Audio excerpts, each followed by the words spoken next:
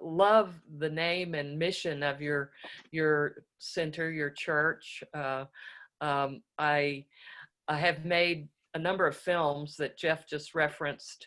I also might mention my first film that I co-produced was The Consciousness of the Christ. And I know that's mentioned in your mission and description on your website, the Christ consciousness. So I've done a film on that as well. I'd like to also thank Marshida Nuria, who recommended me to speak. So I'm not sure if she's watching today or will watch the future recording more likely. And I want to thank her for sure for that. You heard her speak several weeks ago, and she's a very dear friend. We met when I presented Rumi Returning at the Johnson County Community College, and she was on a panel who spoke with me after the film. And so she gave a great Sufi perspective to that PBS documentary about the Sufi poet Rumi. But today, Be the Change. Be the Change is probably the most famous statement that Gandhi never said. In fact, scholars say now that he didn't actually say those words, be the change you wish to see. But I say, if he didn't say them, he certainly meant them, and he most definitely lived them. And so we're going to talk today about how his life is his message. And he did say that. He said that to some young peacemakers right before his death, and they asked him for a message, and he said, my life is my message. So he wanted them to look at his life and see what he called in his biography, his experiments with truth, and the important word being truth there. So we're going to talk about today the spiritual foundations of Gandhi's revolutionary nonviolent methods that went on to change the world. And scores and hundreds of movements have emulated his techniques. And in fact, recent research has shown that his nonviolent methods are twice as successful as violent methods in overthrowing dictators or oppressors or changing a regime, and 3 times as likely to create a democratic state instead of an oppressive authoritarian one. So his methods were inspired clearly, bringing spirituality into politics. I mean, how audacious was that for him to do? But he had this very, very beautiful, profound spiritual basis for his political activities. And that's what I'd like to talk about today. And then at the end, perhaps a little bit about how we can bring those principles, those actions, those practices into our own life with issues that we are working on, issues of injustice or inequality or oppression, such as Black Lives Matter or the climate crisis movement. Most of you have probably seen the feature film Ghandi, so you know something about Ghandi.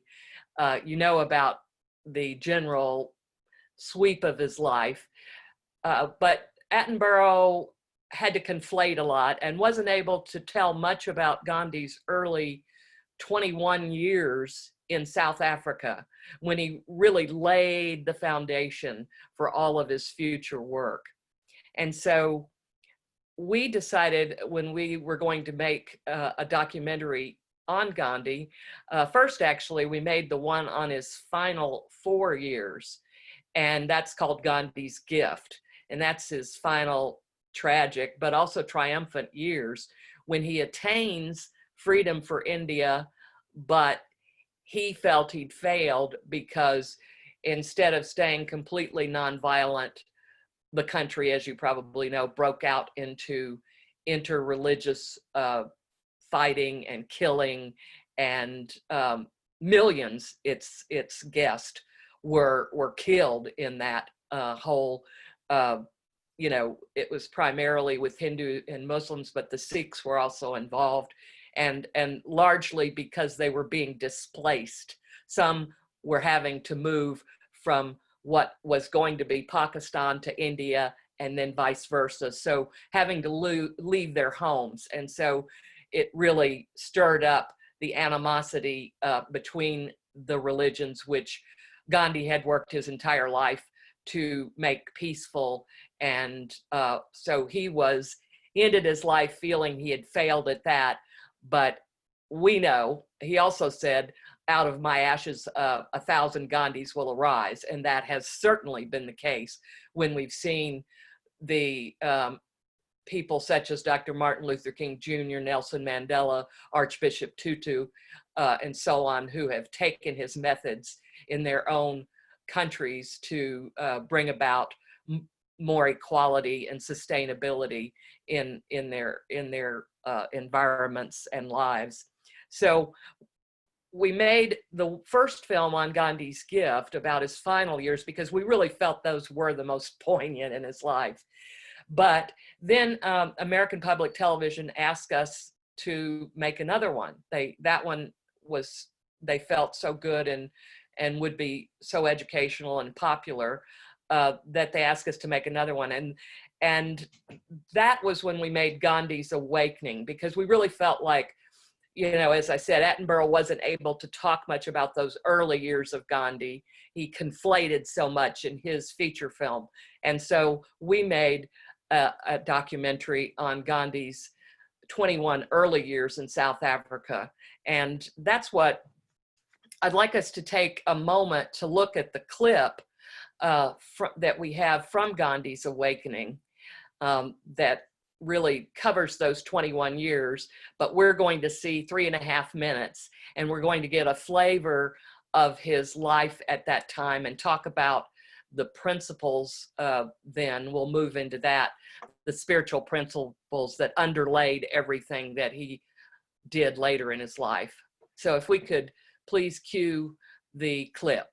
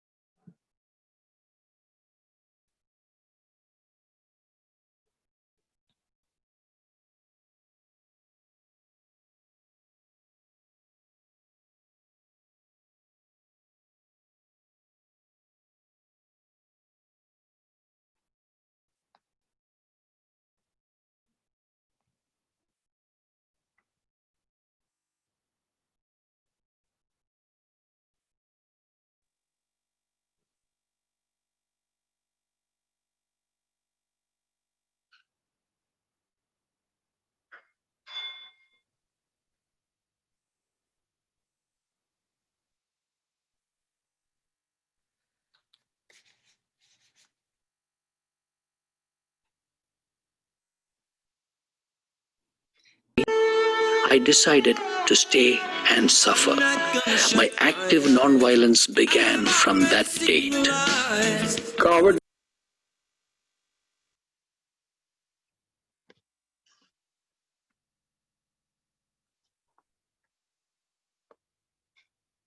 This and nonviolence don't go together. Of course we are oppressed by systems. On these tracks, a 23-year-old London-trained lawyer was ejected for writing in the whites-only section. From that dark night, Mohandas Gandhi would go on to change the world. I was afraid for my very life. I entered the dark waiting room. What was my duty? I asked myself. Should I go back to India, or should I go forward with God as my helper and face whatever was in store for me? I decided to stay and suffer. My active nonviolence began from that date. Cowardice and non-violence don't go together. Of course we are oppressed by systems. Of course we are oppressed by structures. But you don't have to wait for those structures to fall. Do the right action. The crowd began to abuse me and shower upon me stones and whatever else they could lay their hands on. It was for him a liberation from fear. It was his way into the light and darkness of nonviolence, and it was his preparation for his final liberation, his final experiment with truth, his experiment with his own death. There was nothing to justify the name rebellion. There was no resistance that one could see. My heart was with the Zulus, and I was delighted to hear that our main work was to be the nursing of wounded Zulus. A mission came to me in 1906, namely to spread truth and non-violence in the place of violence and falsehood in all walks of life. So guilt sharpens his reflections. And this is where he does conceive of some kind of non-violent struggle. It came to me that we should refuse to obey legislation that was degrading and let them put us in jail if they liked. The resolve to say no. Not to accept injustice. As the first Satyagraha campaign grew in size, the jails filled with hundreds of resistors, including Ghandi, his wife Kasturba, and his first son Harilal, known as Little Ghandi. This is no light beating. It was a lead pipe was being used. A lead pipe. I only remember having been beaten up. I have an impression that as the blows started, I uttered the words, "Hey Ram." As I came to, I got up with a smile. In my mind, there was not the slightest anger or hatred for the assailants. I may have to meet death in South Africa at the hands of my countrymen. If that happens, you should rejoice. It will unite the Hindus and Muslims. In such a great endeavor, someone will have to sacrifice his life. If I make that sacrifice, I shall regard myself as fortunate. So it is this man who loves life who is ready for a truly important purpose to be killed. You can't understand Gandhi if you don't understand that.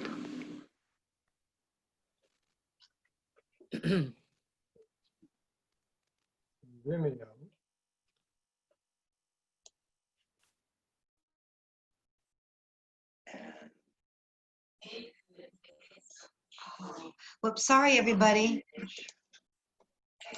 Go back into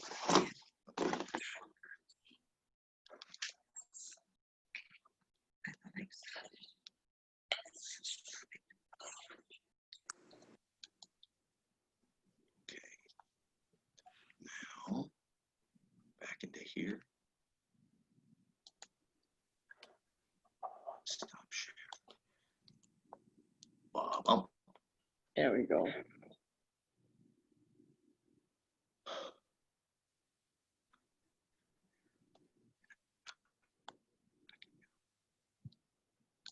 There. Oh, well, there's Maria. There you go. There. Hi, Cynthia. We're sorry for the hiccups. That didn't go as smoothly as we had hoped, but it's a fabulous, powerful trailer. Thank you. Thank you. Well, I wanted to show that short clip just to lay some groundwork here on his life at that point. And in that clip, you do see the incident that places him on the path of activism, and that is an incident of racism. Him being thrown off the train because of the color of his skin. He was in a first-class compartment, having bought the first-class ticket with a white man who, as it turned out, didn't care, but the porter came through and saw him and threw him off the train. So that was the start the impetus for all of his activism, racism. So I bring this up because, you know, speaking about Black Lives Matter, there's such a strong correlation between what Gandhi did and that movement, with, of course, King being the tie-in, and other early civil rights leaders who went over to meet Gandhi and bring over the message of Gandhi, they themselves looking for an American Gandhi, and that did emerge in King. So Gandhi was very instrumental in the civil rights movement, in meeting with early leaders who came to meet him.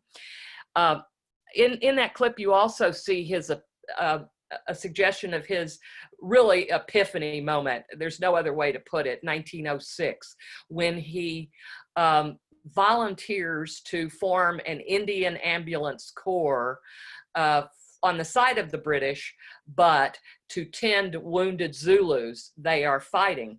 And in fact, the British are calling it a Zulu rebellion, and it was no such thing.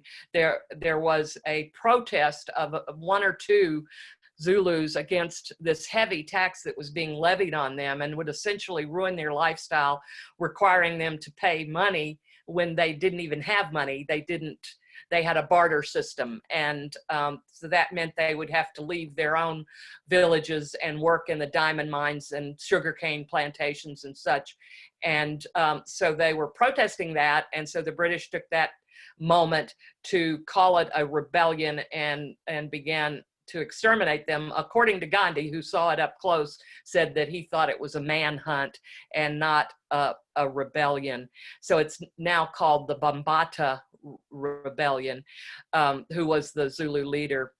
And he, during that experience, for let's see, about 6 weeks, he's carrying wounded Zulus from the battlefield to the medics to take care of, which the white ones didn't really want to take care of them, but that's what they ended up doing it. And he felt such a strong compassion and identification with the wounded Zulus, and he said, "My heart was with the Zulus," and he began to feel an even greater antipathy toward violence than he'd ever felt, because he felt that he felt the identification with the wounded and not the people or the act of violence. And so this epiphany occurs, and he decides he wants to devote the rest of his life to working for, really, I'll say nonviolence, because that was his goal.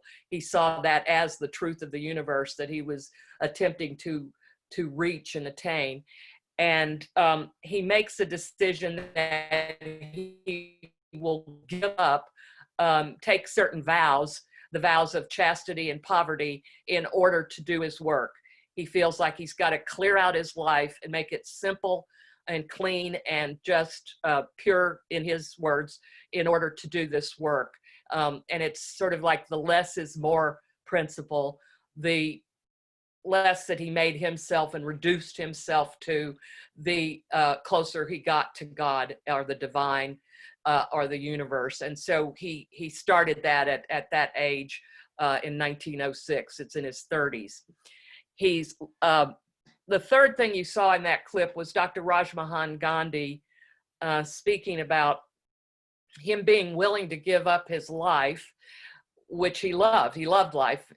I know everyone's seen pictures of Gandhi's laughing and smiling and all of that, and he was a very ebullient type person, but he was willing to give up his life for, Rajmohan Gandhi says, an important cause, but I would say for truth, because that is always what he's, the truth of nonviolence is always what he's aspiring to. And so he's willing to do anything and accept anything on his person, but not willing to hurt anyone else. So he's willing to accept hurt and violence and possibly death, but not give it back to anyone. That's what he sees that as a violation of the of life and of universe by harming someone. And we're going to get into the spiritual principle that underlies it. So that you also hear James Douglas, I think this is an important statement, saying, who's written Ghandi and the Unspeakable, also Kennedy and the Unspeakable, but he says that Ghandi experiencing this violence either upon his person and then later when he gives his life, when he's assassinated, was to him a liberation from fear. And he's always attempting to liberate himself from fear. And being fearless is the way he does it. So he becomes absolutely fearless. This little man that, you know, you would never expect if you saw him to be just as strong as he is and as tough. But he would say he got that way through his spiritual preparation and through his practice of service in his community and ashram. And so that's how he gets strong, is through his meditation, his spiritual practices.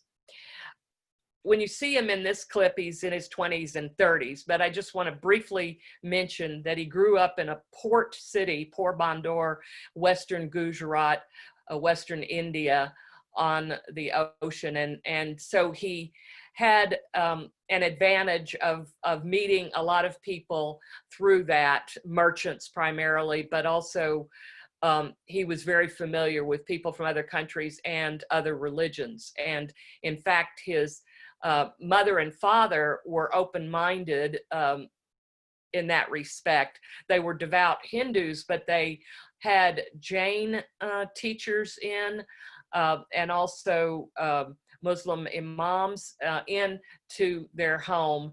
And sometimes they'd just be talking about religious ideas and philosophies.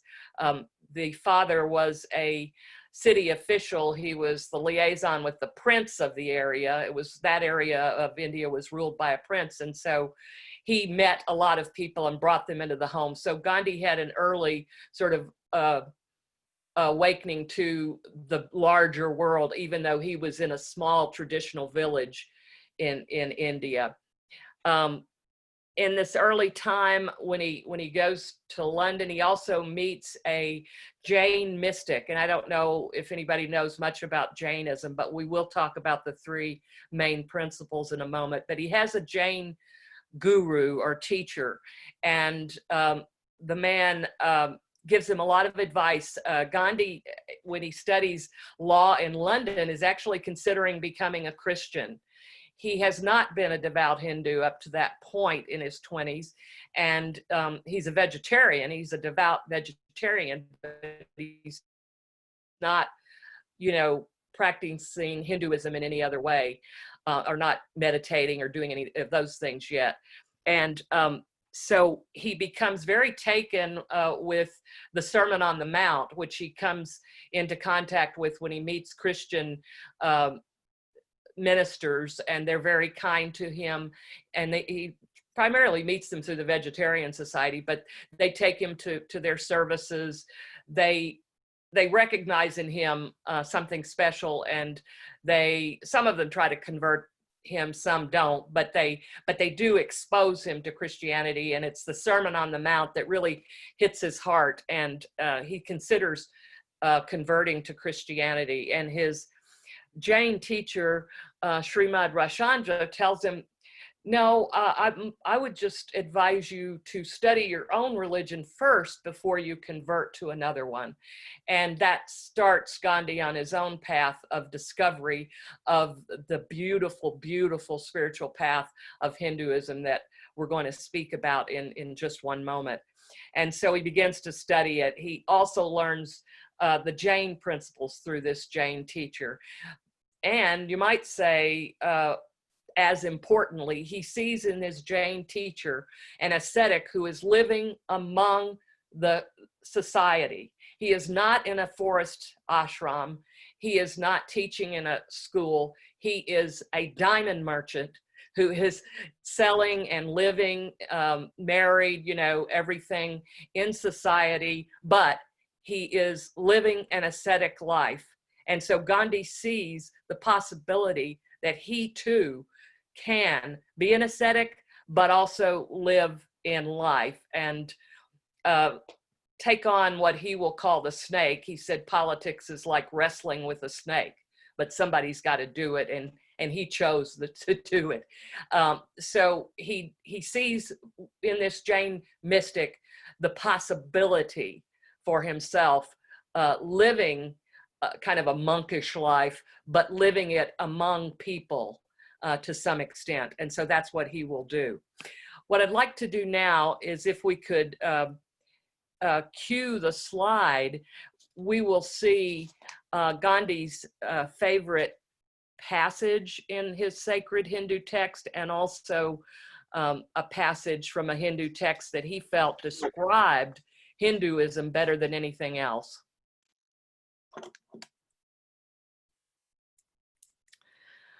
This first paragraph here, the first verse from the Isha Upanishad, and I put circa 1500 BC, that's debated, but that's about the time at least, if not farther back.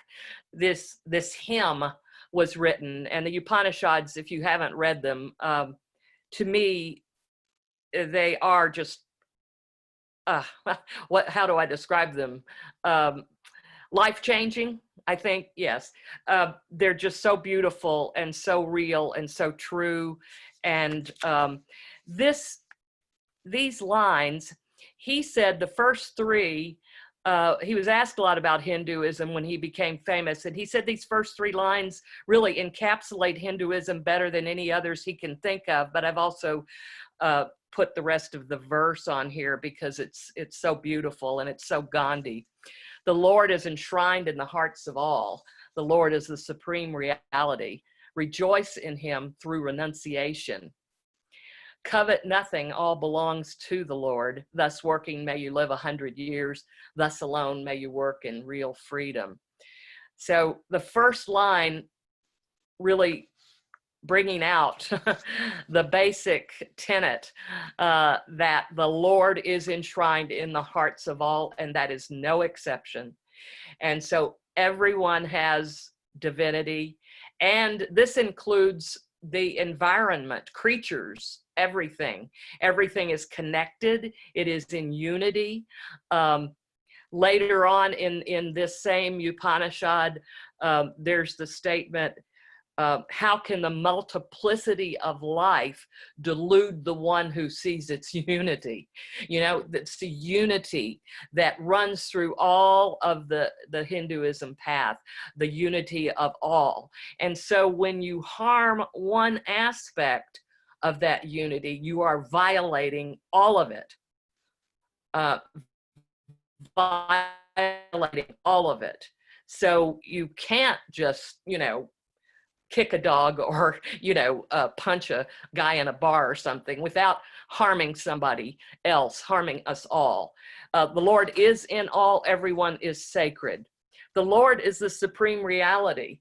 And I could also use the word truth.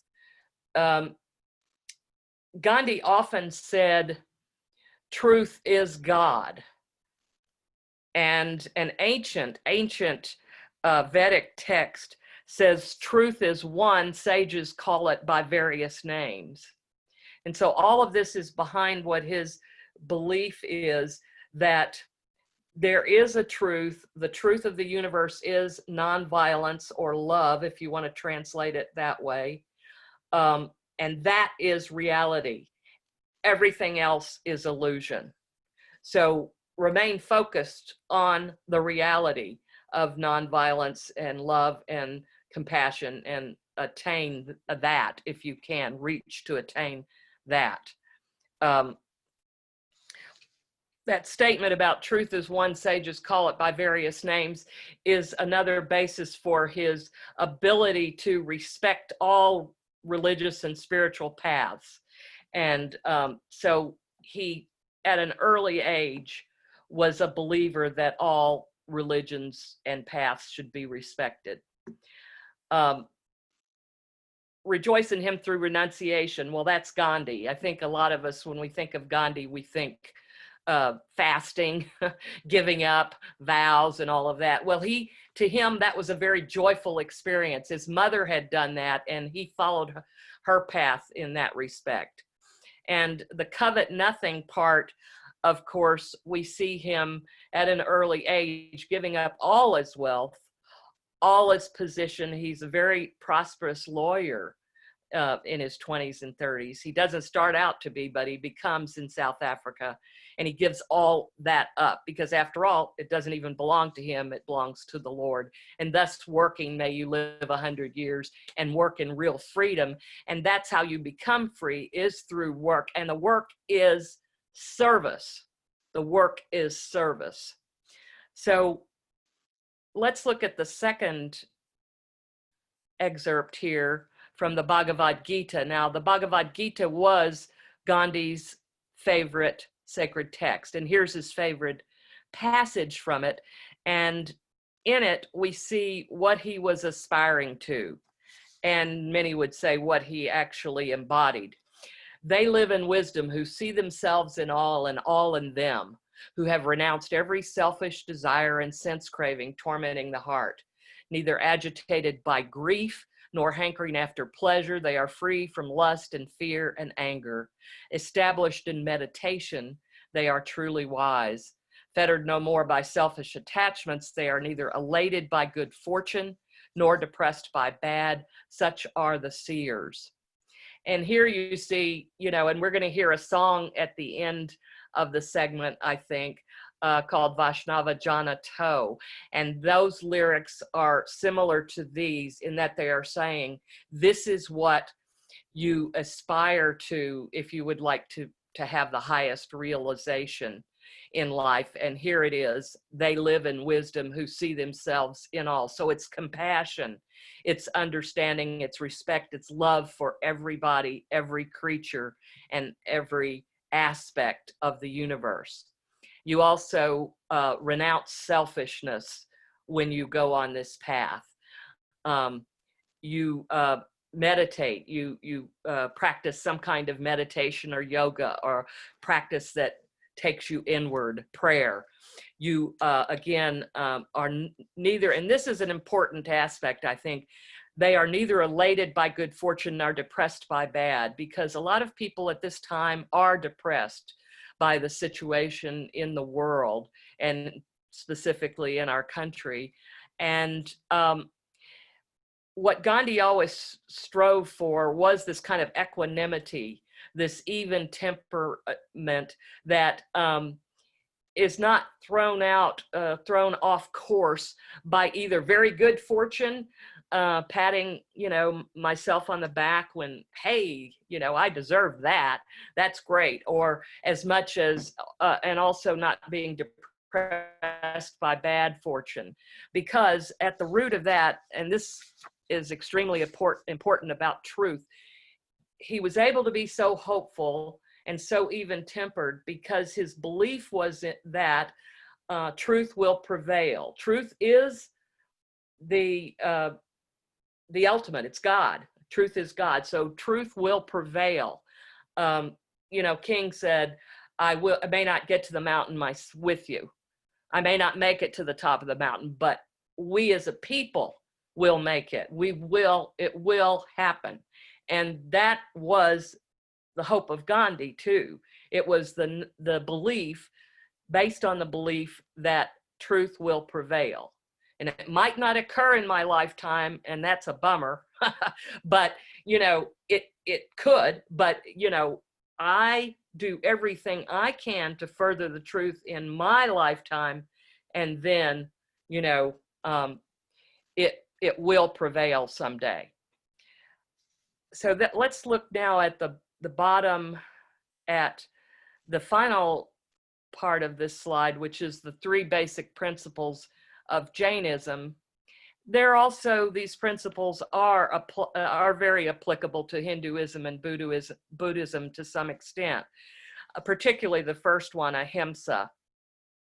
All of those faiths are based upon absolute nonviolence. And again, the expansive nonviolence, not just not harming someone, but actually respecting and loving them in the agape love sense.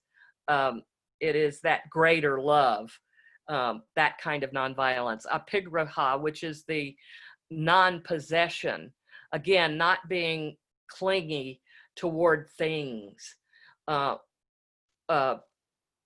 rather having a somewhat simple life and remaining focused on what's important, which is the number one, nonviolence. Anikantavada is a very interesting Jain principle that Ghandi, I think, embodied as much as anyone. And that was the principle of multi-sided truth, or more than one perspective. So you go into life believing that truth is God, but it is complex, and not everyone can understand every facet of it. However, each of us may have some of the truth, may know some of the truth, may manifest some of the truth. And so when you meet someone else, even if it might be someone others would call your enemy or adversary, he wouldn't use those terms, but you know that they may have some kernel of truth within their hearts, within their minds. And so you accept that, you allow them that.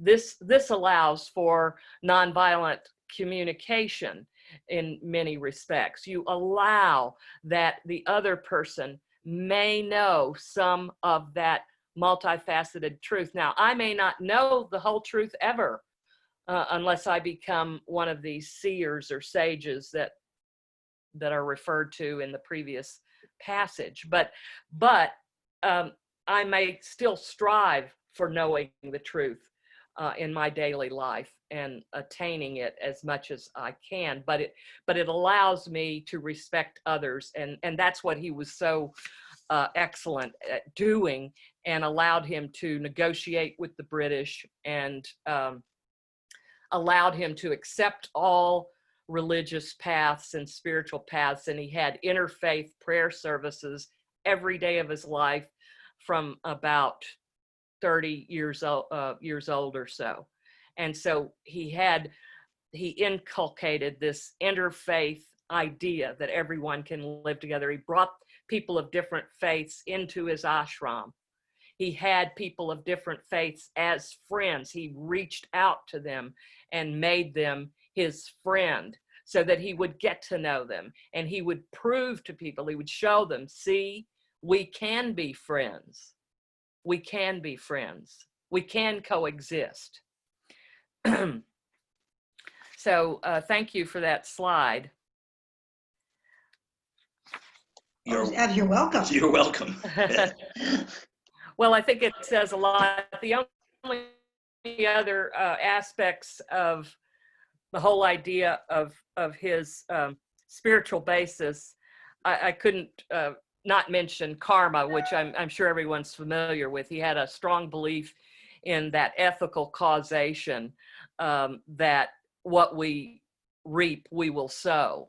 And I think that is definitely connected to his belief that as the means, so the ends. You know, what we're seeing now, I think, in our society is a lot of the ends justify the means. I can do whatever I want if my ends I perceive to be right or good or worthy or worthwhile. No, he would say. No, that doesn't work, because what you reap is what you sow. So essentially, the means are the ends. They are the same thing. As your means will be, that will be your end as well. And so he even said means are, after all, everything. You know, they're really everything, because that's what you practice on a daily basis is your means. What is your end goal? Well, it might be to make changes in the systemic racism of the country. It might be to stop the climate crisis, you know, whatever your ends are, to end gun violence. in order to get there, you must be the change. You know, you must reap, you must sow so that you can reap what you've sown. You know, you must be it. You must show others what it looks like. A lot of people can't picture what it looks like, and so you do that. So you don't have to wait. You're being oppressed by certain structures or systems. You don't have to wait for them to end. You start by taking the right actions. In fact, your right actions is what will cause those systems and those structures to fall. They'll become irrelevant because you have started to sow those seeds of freedom and equality, and others have been inspired by you. So you and they are living a different system. You've created a different one. So I hope that this has been somewhat useful in explaining what he based his political actions on. One final statement: in my life, I have done all I can to demonstrate that the way of peace, the way of love and nonviolence is the more excellent way. Gandhi? No, John Lewis. So there was somebody continuing Gandhi's